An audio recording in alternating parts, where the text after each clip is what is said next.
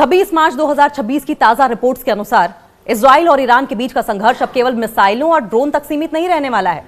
यानी कि air strikes होंगी, हवा से हवा में मार करने वाली मिसाइलें भी चलेंगी, हवा में युद्ध भी होगा, हवा में जंग भी लड़ी जाएगी, लेकिन यह जमीनी युद्ध में बदलने की कगार पर पहुंच गया है और अब ग्राउंड वॉर भी शुरू हो रही है। यहां इस खतरनाक मोड़ का आगे क्या अंजाम होने वाला है कोई नहीं जानता। ग्राउंड एस्केलेशन शुरू होने वाली है, जमीनी युद्ध की आहट बढ़ गई है। ईरान और इजराइल के बीच सीधे जमीनी टकराव की संभावना अब हकीकत बनती दिखाई दे रही है। अंकल सैम का एयर शो क्योंकि किसी काम नहीं आ रहा है, तो अब जमीन पर लड़ने की तैयारी कर रहे हैं अंकल सैम। अंकल सैम कौन? अंकल सैम यानी अमेरिका के सुपर पावर, अमेरिका के राष्ट्रपति डोनाल्ड ट्रंप, नोबेल प्राइज की चाह रखने वाले अंकल सैम, बाहर सुपर पावर, दुनिया भर में अपनी धाक जमाने वाले अंकल सैम आजकल ईरान के आसमान में by one get one free वाला ऑफर चला रहे हैं। बस फर्क इतना है कि यहां विमान उड़ते कम हैं और लैंड ज्यादा हो रहे हैं। लैंड इसलिए हो रहे हैं क्योंकि उन्हें डर इस बात का है कि कहीं ईरान ऐसा ना हो कि एक ही स्ट्राइक में उन्हें मार गिराए।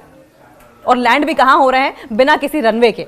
ब्लूमबर्ग की रिपोर्ट पढ़कर तो ऐसा लग रहा है कि जैसे पेंटागन ने विमानों की लिस्ट नहीं बल्कि किसी पुरानी कबाड़ की दुकान की इन्वेंट्री जारी कर दी हो। हमारे प्यारे MQ-9 रीपर ड्रोन्स तो बेचारे शहीद होने की कड़ियां जोड़ रहे हैं। ऐसा लग रहा है कि MQ-9 रीपर ड्रोन्स शहीद होने के लिए ही बनाए गए हों। शायद उन्हें लगा होगा कि ईरान के एयर डिफेंस सिस्टम दिवाली की फुलझड़ियां छोड़ रहे हैं, पर वहां तो असली रॉकेट साइंस चल रहा है और वो F-15 स्ट्राइक ईगल गजब का भाईचारा है। कुवैत में फ्रेंडली फायर अपनी ही गोली से खुद को उड़ा बैठे। उन्होंने ये साबित कर दिया कि हमें तो अपनों ने लूटा, ईरानियों में कहां दम था। यही सब कहेंगे ना खुद को बचाने के लिए, खुद के ही जेट्स को खुद ही गिरा लेना, और इसे कहते हैं आत्मनिर्भरता, इसे सेल्फ डिपेंडेंस कहते हैं। अपने ही ड्रोन्स को खुद ही गिरा लिया, अपनी मिसाइल्स को खुद ही गिरा लिया, अपने ही फाइटर जेट्स को खुद ही मार गिराया। और इधर ईरान वाले हर रोज नया वीडियो डाल देते हैं जैसे किसी फिल्म का ट्रेलर हो। आज हमने एक और F-18 परलोक सिधार दिया, आज हमने एक और F-18 को मार गिराया, परलोक सुधार गया इनका F-18। और बेचारा सेंटकॉम, सेंटकॉम कौन? अमेरिकी कमांड। बेचारा सेंटकॉम बार बार एक ही रटा रटाया डायलॉग बोलता है, झूठ है, सब झूठ है, सब झूठ है, हमारा प्लेन तो बस थोड़ा सा थक गया था इसलिए जमीन पर लेट गया।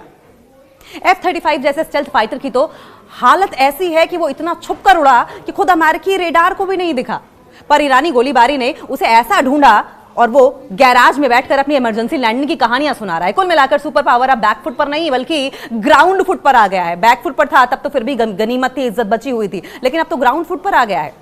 आसमान में उड़ने का शौक रखने वाले अब दुआ कर रहे हैं कि काश उनके विमानों में रिवर्स गियर होता तो शायद कुछ बच जाते।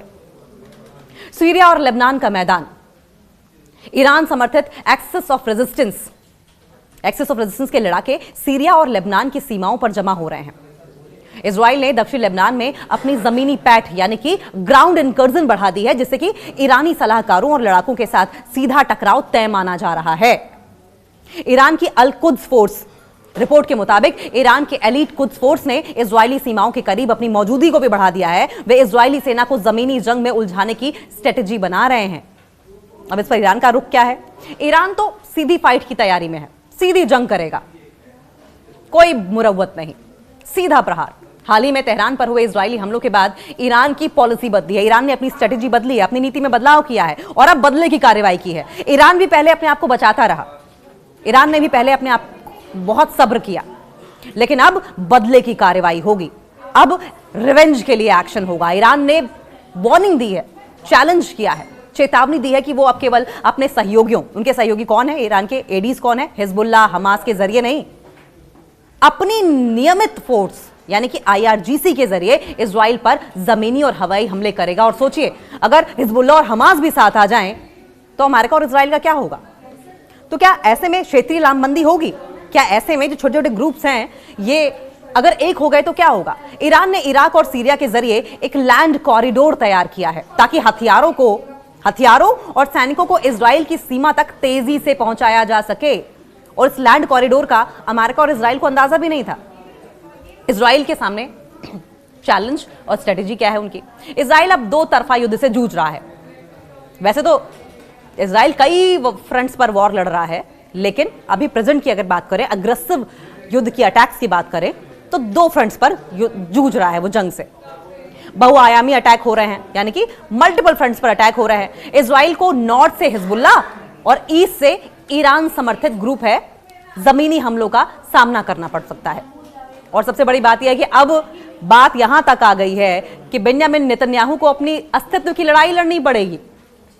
अस्तित्व की लड़ाई, जी हां, प्रधानमंत्री नेतन्याहू ने यह साफ किया है कि इजराइल ईरान के परमाणु ठिकानों और सैन्य अड्डों पर सीधा हमला करने से पीछे नहीं हटेगा, भले ही इसके लिए जमीनी सेना का सहारा लेना पड़े। अपनी सफाई में कुछ तो नेतन्याहू को कहना ही पड़ेगा, जो उन्होंने कहा भी। लेकिन अगर प्रेजेंट सिचुएशन की बात करें, प्रेजेंट सिचुएशन की समरी की अगर बात करें, तो मेन पॉइंट्स का जिक्र करना बहुत जरूरी है। देखिए, सीरिया और लेबनान की सीमाएं अब मुख्य रण क्षेत्र बन सकती हैं। ईरानी स्ट्रेटजी इजराइल को चारों तरफ से घेरकर उसे थकने और आर्थिक रूप से तोड़ने की कोशिश है, यानी कि हर तरीके से साम दाम दंड भेद चारों खाने चित्त करने की तैयारी है इजराइल को। इजराइल क्या करेगा? इजराइल प्रिवेंटिव स्ट्राइक करेगा। पहले हमला करने के जरिए ईरान की सैन्य क्षमता को नष्ट करने की कोशिश करेगा, जो कि करता आया भी है लेकिन नाकाम रहा है। खतरा क्या रहेगा? अगर जमीनी युद्ध शुरू होता है तो पूरा मिडिल ईस्ट इसकी चपेट में आ जाएगा। बारूद के ढेर पर पहले ही मिडिल ईस्ट बैठा है। तो 2026 का ये मार्च महीना इतिहास के सबसे निर्णायक मोड़ों में से, सबसे डिसाइसिव फैक्टर्स में से एक साबित हो रहा है।